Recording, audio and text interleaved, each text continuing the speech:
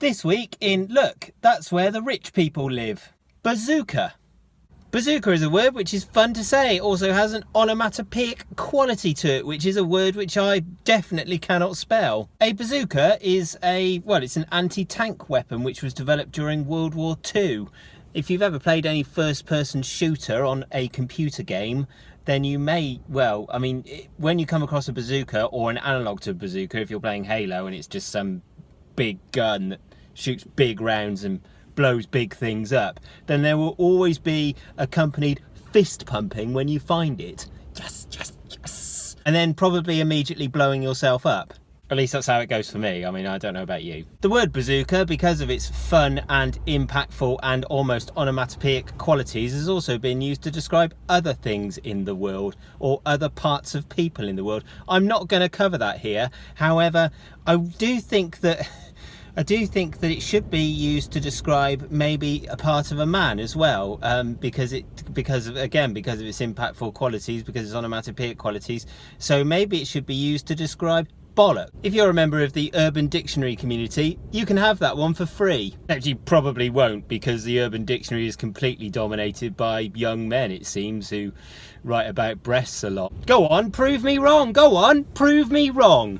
Anyway, what is the origin of the word bazooka, I hear you not say? So you know when you're in a big city or a capital or something, and then you look on top of one of those grand arches, usually they've been put up to celebrate some military victory or something, and then on top of that there's usually a grand statue, and usually on that grand statue, part of that grand statue is usually some little tiny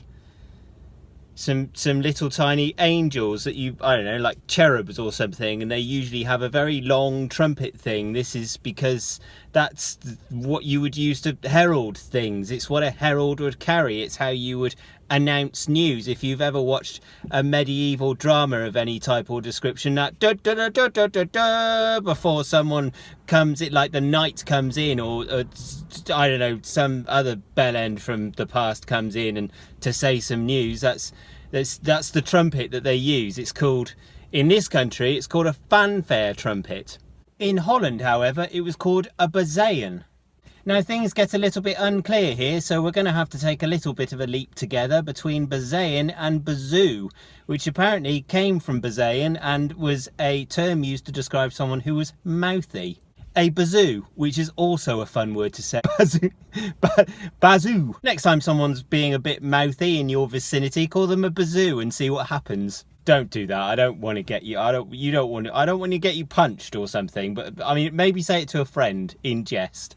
This slang term made its way to the United States, and then along comes the movies. I've just realised that movies is a really odd word. I mean, it was a moving picture, and because it, as opposed to a static picture, which is what everybody was used to, so they called them the movies.